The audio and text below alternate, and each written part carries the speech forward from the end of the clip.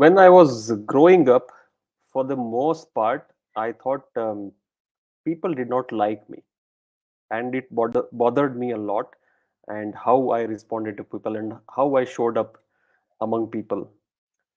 This was because I was a shy and introverted kid. I had no special interests or talents. I had very low self esteem and low self belief, and that made me feel unimportant. And that made me think that people may not like me, people may dislike me, and I refrained from talking to people.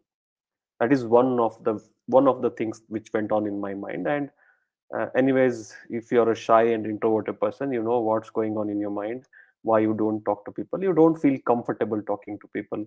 It is not in your nature, right?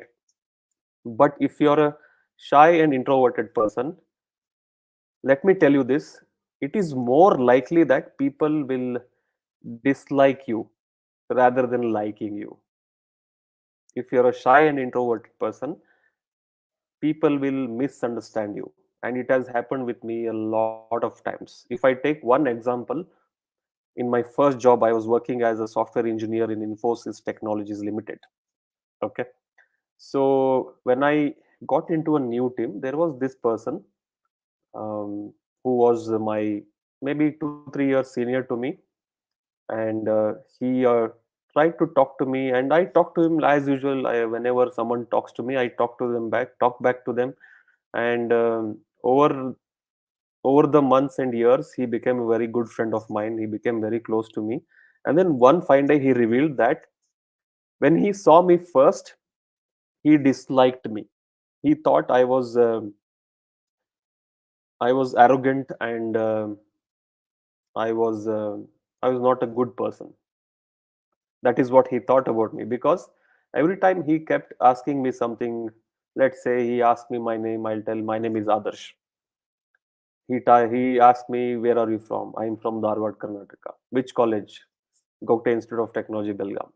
But I never asked about him.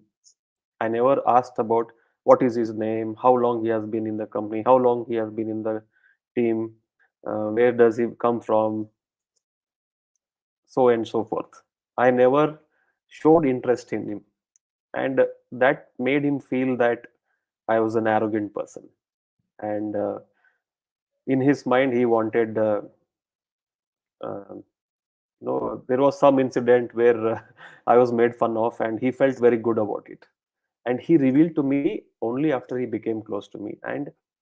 Uh, and people, when you become close to someone, they understand who you are. They'll understand your intentions, whether you are a good person or a bad person. They'll come to know. But whenever you meet someone new, if you're an introverted person, shy and introverted person, uh, you may you may not mean to disrespect them or disregard them. You may um, you may not show any interest in them, but people will usually misunderstand you if you don't speak, if you don't show interest in them. Okay. So how can you change this? How did I change this part of me? When I read this book, How to Make Friends and Influence People, this has been a life changer for me, because this has taught me how to deal with people, how to how to be good with people, in short. Okay. And it is one of the most important skills. If you're like, I'm a coach, if you're a coach, you need this skill. You have to be good with people. If you're a business person, if you're doing some kind of business, if you're selling something to someone, you have to be good with this. Or let's say, if you're a human being, you have to be good with this, because you need to use it anywhere and everywhere you go. Okay. So why am I reading this book now? Is It is a part of my daily tasks.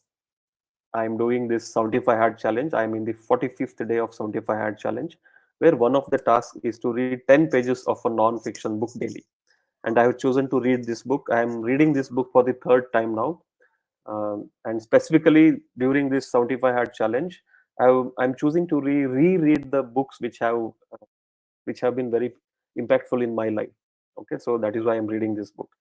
So quickly, what is 75 Hard Challenge? It's a mental toughness challenge where you have to do 5 tasks on a daily basis for 75 days without fail.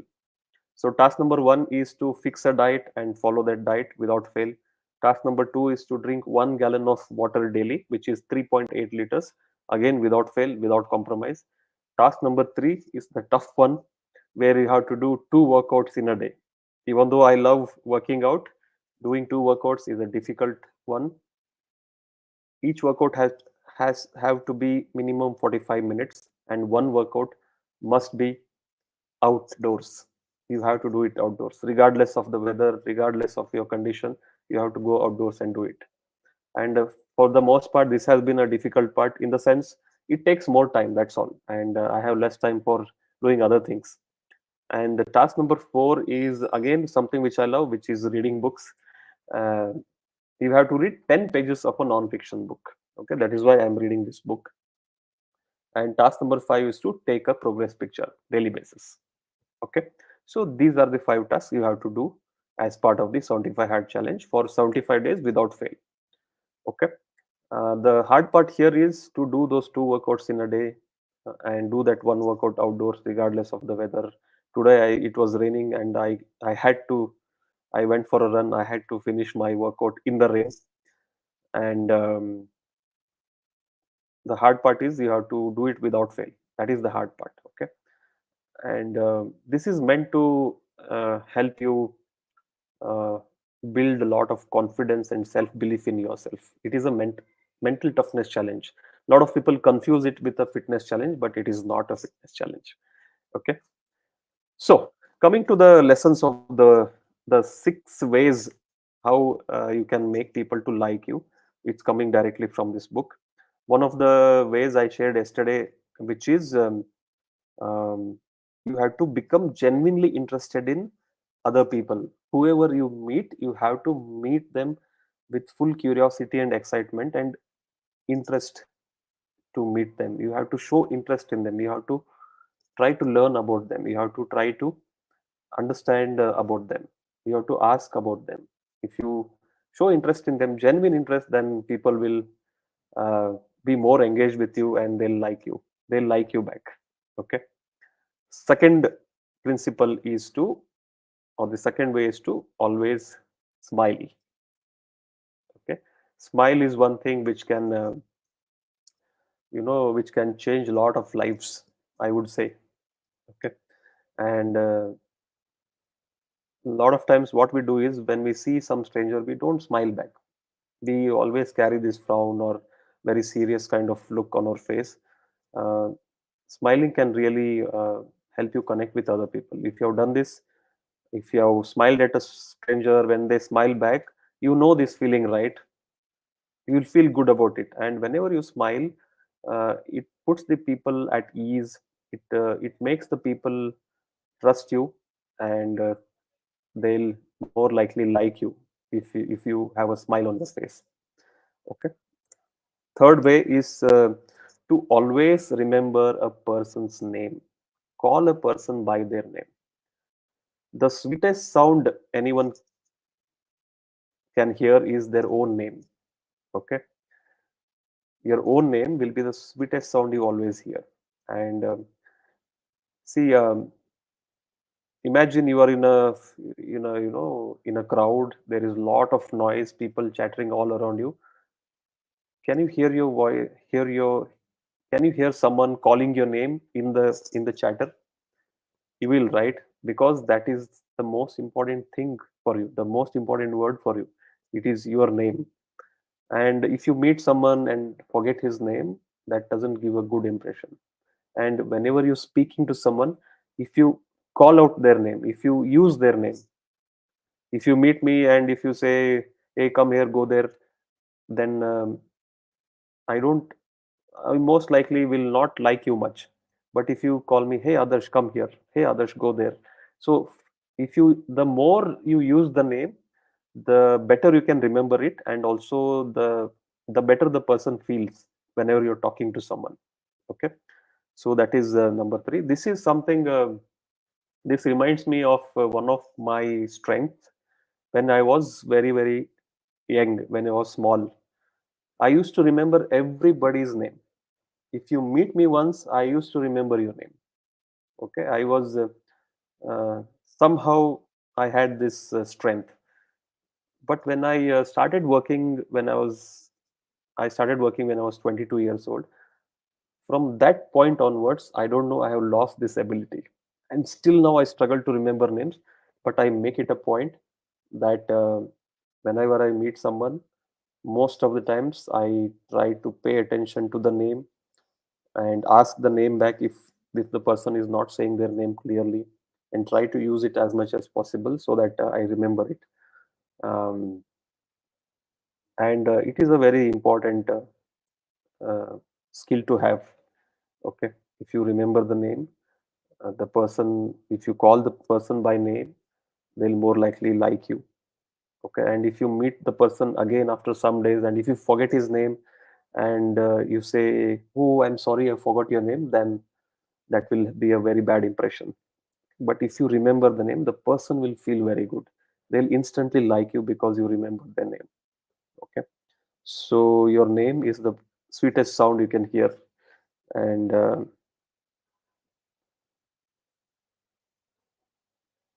way number four, you have to be a good listener.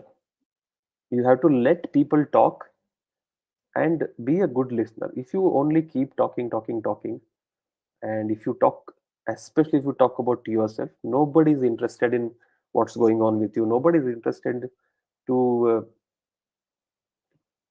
hear what you have to say. But if you're a good listener, if you let the other person speak and pay attention and also be engaged, the person will feel very good. They will instantly like you, and they'll most likely perceive you as someone who is a very good conversationalist. You have to let other people speak. Okay, it should be like a 80-20.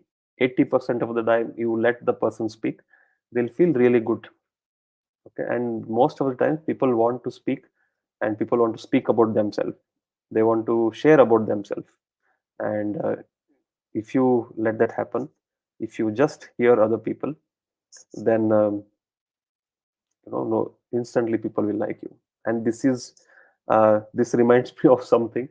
A lot of uh, people who are committed in relationships, people who are married, uh, they start cheating when they don't get that from their spouses or uh, their girlfriend or boyfriend, but they get someone who will start listening to them. There is someone who will listen to them. If there is someone whom they can talk to, that is where they start drifting away from the partner, and end up cheating the partner or leaving the partner for the other person. Okay, that is very important. If you're in a relationship, you have to let the other person speak and listen to them. That is what makes the relationship stronger and the bond stronger. Okay. uh, Way number five is to always talk in terms of other person's interest. Always talk in terms of other person's profit. What is in it for them, not for you.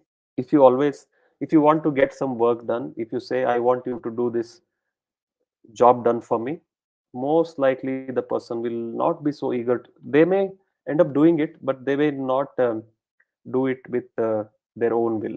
They will do it for the obligation towards you. If you're a person who is handling other people, uh, if you're a business owner and you have employees, if you're a leader and if you have people following you. Okay, uh, it is always, you should always talk in terms of the other person's interest, and the person will more likely listen to you and do the work willingly. Okay, always talk in terms of other person's interest, and it holds true to business also. Whenever you're doing business with someone, you have to talk about what benefits they'll get out of the business you're conducting. Let's say I'm a fitness coach. Whenever I'm talking to the other person who is seeking some coaching from me, either he's coming to my gym or coming to one-to-one online one-to-one uh, coaching for with me, I have to talk in terms of what they want, what is their problem, what are their challenges, what are they going through, what is their goal, why they want to achieve their goal, and that is how you approach it. Okay, that is where the value is created. The person is interested in what he will get. Person will not be interested in what you have to offer. A person is interested in what he wants, not what you get, what you give him. Okay, let me correct that. Okay, whenever you are doing a business deal or you're speaking to someone for business, if you keep on telling what you can give them, what is the benefit of your service or your product, the person may not be interested in that. Person is interested in what the service can do for him, what the product can do for him, and the person is thinking about his benefit. Okay, so that is the way number 5. And way number 6, this is again very very important. uh, you have you have to make that person feel important. When you make the person feel important, uh, they'll more likely end up liking you. Okay, again, in context of my business as a coach, I make it a point, and especially in the business of gym, a lot of people feel very insecure. They don't feel valued. They feel unimportant when you don't give importance to the people. Okay, so what after reading this, what I have followed so far is, whenever I'm speaking to someone, no, everybody is important. Everybody has has to be given equal respect, regardless of the person is younger to me, older to me, I know him or her for a very long time, or the person is new to my service and new client of mine in the gym. Whenever I speak to someone, I make it a point that I pay attention, I'm fully present with that person, and I speak to only that person. It might happen that someone who is closer to you, someone who has known you for a longer period of time, will take the liberty of interfering in your conversation or cutting the other person off. But I make it a point, when I'm speaking to someone, I'll speak to that person, I'll finish the conversation, and then speak to someone. If someone interferes, I'll signal them to wait. And I have done this time and time again in my business when I'm working in a gym. And that is why my clients love me. Most of them end up loving me. Okay. And this is not uh, um, this is not an act. I truly love people. I truly show interest in people. That is why I get this back. Okay, when I don't do this, when I'm doing it only superficially, it doesn't garner me the same response. Okay, so these are the 6 things, and somewhere this has been very very powerful in my own transformation as a coach, as someone who was shy and introverted, and someone I would confidently say that I'm good with people now. I can speak to people, I can engage with people, I can connect with people, and reading this book has been instrumental in that. Okay, so these are the lessons I wanted to share. Thank you so much for joining the live, and I'll see you in the next one. Bye bye.